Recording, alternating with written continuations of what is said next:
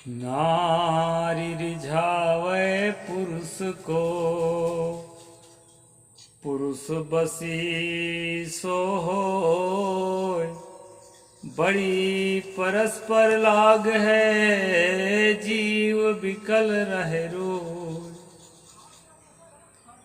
नमस्कार दोस्तों, मैं अविनाश दास रेशनल कबीर यूट्यूब चैनल में आप सबका हार्दिक स्वागत करता हूं।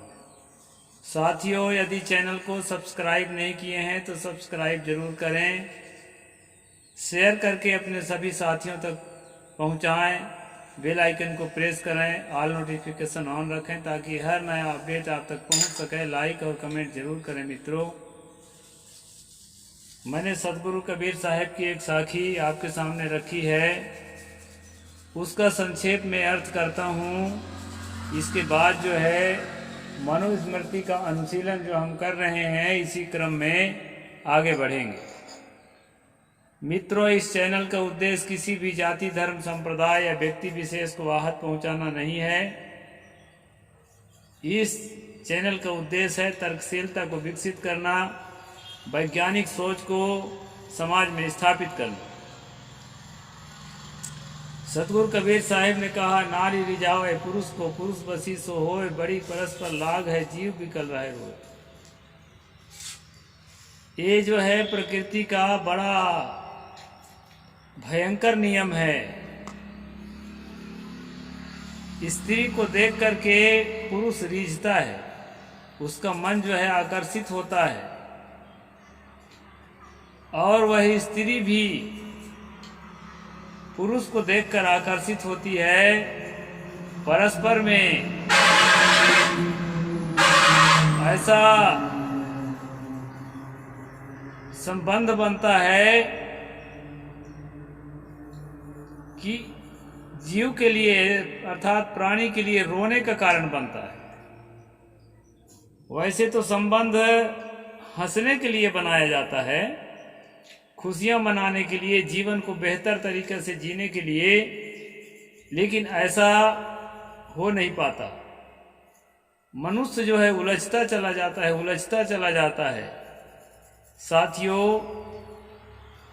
वासना मनुष्य के जीवन के एक नेचुरल प्रोसेस है, लेकिन इसके परिणाम भयंकर होते हैं। जो साधक होते हैं, जो संत होते हैं, जो भंते होते हैं, या किसी भी पंथ के त्यागी ब्रह्मचारी होते हैं, वो इन्हीं बातों को समझ करके संसार से रिश्ता नहीं जोड़ते। दोस्तों, ये तो बहुत ऊंची बात है, लेकिन अगर रिश्ता जोड़ते हैं तो पशु पक्षियों से विलक्षण मनुष्यों में एक सिस्टम बनाया गया है। बुद्धिजीवों द्वारा, समझदारों के द्वारा एक ऐसा सिस्टम बना दिया गया है जिसको कहते हैं वैवाहिक जीवन, दाम्पत्य जीवन। तो मैरिज करके, विवाह करके उसको विधिवत जिया जा सकता है, और अपने मन को सुलझाते हुए बहुत नहीं तो कुछ बेहतर तो जिया ही जा सकता है।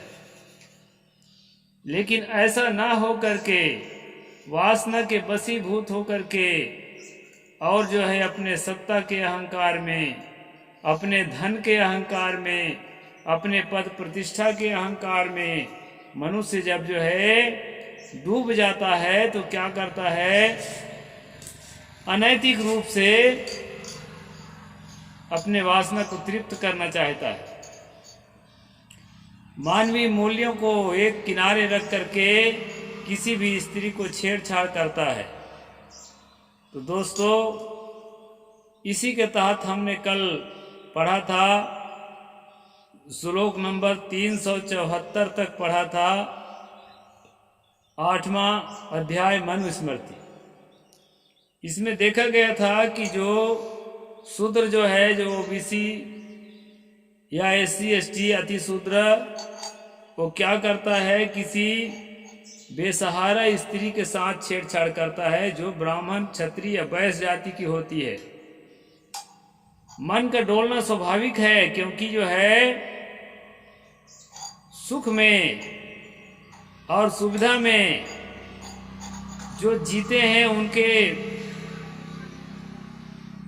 देखने में उनके आकर्षण भी होता है। तो ये असंभव नहीं है, ऐसा होता रहा होगा, आज भी हो जाता है।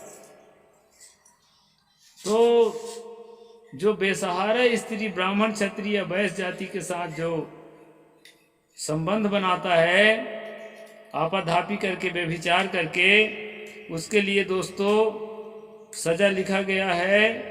उसके पर्सनल पार्ट को काट दिया जाए और उसके सर्वस्व हरण कर लिया जाए।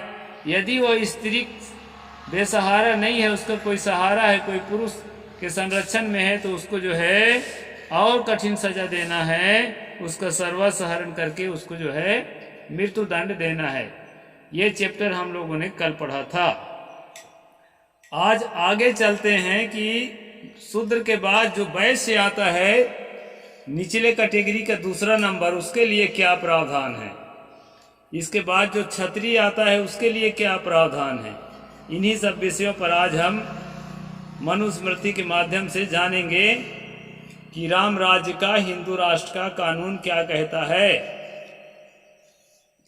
वैश्य सर्वस्व दंड्य स्यात् संवत्सर निरोधतः सहस्त्रम क्षत्रियो दंड्यो मौढ़्यम मूत्रेण चार्हति।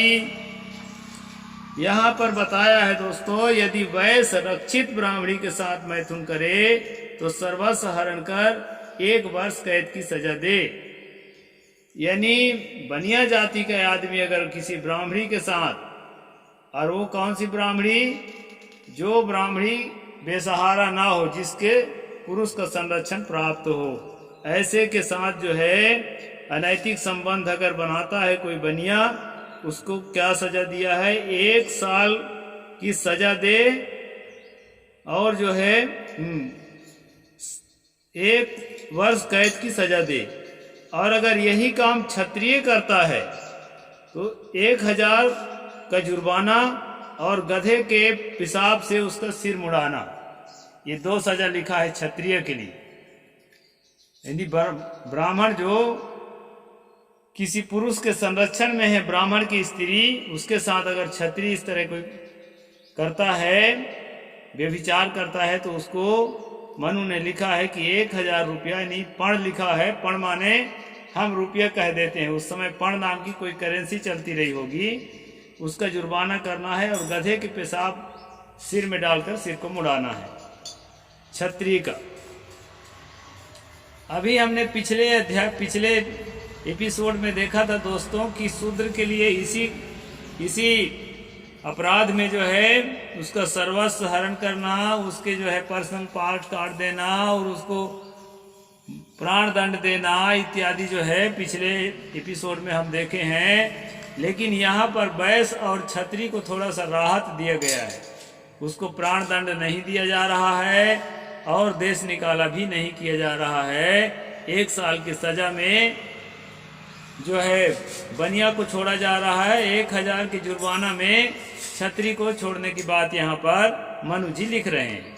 ब्राह्मणीम यद गुप्ताम तो गच्छेताम वैश्य पार्थिवो वैश्यम 500 कुर्यात् क्षत्रियम तो सहस्त्रिणम। ये श्लोक नंबर 376 है, 8वां अध्याय मनुस्मृति। यदि वैश्य और क्षत्रिय आरक्षित ब्राह्मणी के साथ गमन करें, मतलब जो बेसहारा ब्राह्मणी के साथ कोई बनिया या कोई ठाकुर जिसको कहते हैं, छत्तीसगढ़ में तो गोंड को भी ठाकुर कहा जाता है, कई जगह नाई को भी ठाकुर कहा जाता है, लेकिन हम जो यहाँ पर ठाकुर कह रहे हैं वो बावन के बाद जो अपने आप को राजपूत कहते हैं उसके लिए है ठाकुर सब। तो वो जो है क्षत्रिय जाति का आदमी और वैश्य जाति का आदमी अगर संरक्षण में रह रही, जो पुरुष के संरक्षण में रह रही, जो बेसहारा नहीं है, ऐसी स्त्री के साथ अगर बेविचार करते हैं, उनको क्या सजा है दोस्तों? वैश्य को 500 पण यानी 500 रुपया का जुर्माना है और क्षत्रिय को 1000 रुपया का जुर्माना रखा गया। तो यहाँ पर जो है अर्थदंड है, जुर्माना मैं बोल देता हूँ, इसका मतलब है अर्थदंड।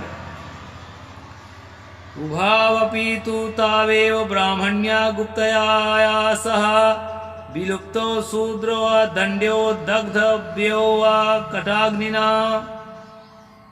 वैश्य और क्षत्रिय दोनों यदि रक्षित ब्राह्मणी के साथ मैथुन करे तो शूद्र की तरह ही उन्हें दंड देना चाहिए, अथवा तृण की धधकती हुई आग में उन्हें जला देना चाहिए। ऊपर जो हम पढ़े हैं अरक्षित के लिए है। अरक्षित का मतलब आरक्षित नहीं, अरक्षित का मतलब है बेसहारा औरत। अगर ब्राह्मण जाति के बेसहारा औरत के साथ बनिया या छत्री जो है व्यभिचार करता है तो बनिया को 500 रुपया का दंड है और छत्री को 1000 रुपया का जुर्माना देना है। लेकिन वही ब्राह्मण या वही बनिया जाति का आदमी यदि रक्षित ब्राह्मणी के साथ, यानी जिस ब्राह्मणी का कोई सहारा है, पति है, बेटा है, पिता है, कोई है, पुरुष का संरक्षण प्राप्त है, ऐसे औरत के साथ अगर वो इस तरह का दुष्कर्म करता है तो मनु ने उसके लिए सजा लिखा है दोस्तों कि उसको शूद्र के समान ही दंड देना है, अर्थात धधकती हुई आग में इन्हें जला देना चाहिए, जिंदा जला दो। ऐसा यहाँ पर जो है क्षत्रिय और वैश्य के लिए लिखा है। सहस्त्रम ब्राह्मणो दंड्यो गुप्ताम विप्राम बलात् व्रजन् शतानि पंच दंड्या स्यादिच्छन्त्या सह संगतः। यदि ब्राह्मण रक्षित ब्राह्मणी के साथ जबरदस्ती मैथुन करे तो उसे 1000 पण दंड देना चाहिए। यदि वह सकामा हो तो उसके साथ संगम करने पर राजा उसे 500 रुपया का दंड करे। यहाँ मैं रुपया बोल रहा हूँ, यहाँ पण लिखा है। पण का मतलब उस समय की करेंसी है। तो ब्राह्मण अगर अपने ही जाति के बिना इच्छा के किसी स्त्री के साथ संबंध जोड़ता है तो उसको 1000 रुपया दंड देना है। और अगर इच्छा पूर्वक संबंध, दोनों के इच्छा से संबंध करता है, शारीरिक संबंध, तो उसको 500 रुपये का जुर्माना तब भी देना ही है। क्योंकि मनु के विधान में जो है एक्स्ट्रा मैरिटल अफेयर का सिद्धांत लागू नहीं होता है। और दूसरी बात जो है, इच्छा से, मनोराजी से भी अगर संबंध जोड़ते हैं तो भी उनके लिए जुर्माना यहाँ निर्धारित है, लागू है। तो इस प्रकार से दोस्तों यहाँ बताया गया है अलग अलग जातियों के पुरुषों को किस प्रकार दंडित करना है। और स्त्रियां अगर सुरक्षा में हैं, उसके साथ अगर छेड़छाड़ करता है उसके लिए अधिक दंड है, और असुरक्षा में है उसके साथ अगर छेड़छाड़ करता है उसके लिए कम दंड है। ये मनु का विधान है। तो जो भी हमारे SC के आदमी, ST के आदमी, OBC के आदमी हिंदू राष्ट्र के अभिलाषी हैं, राम राज के अभिलाषी हैं, उनको मनुस्मृति जरूर पढ़ना चाहिए। क्योंकि राम राज का यह संविधान है, हिंदू राष्ट्र का यह संविधान है, जिसमें स्त्रियों के लिए और शूद्रों के लिए अर्थात किसान जातियों के लिए कठोर विधान दिया है और ब्राह्मणों को विशेष राहत दिया गया है।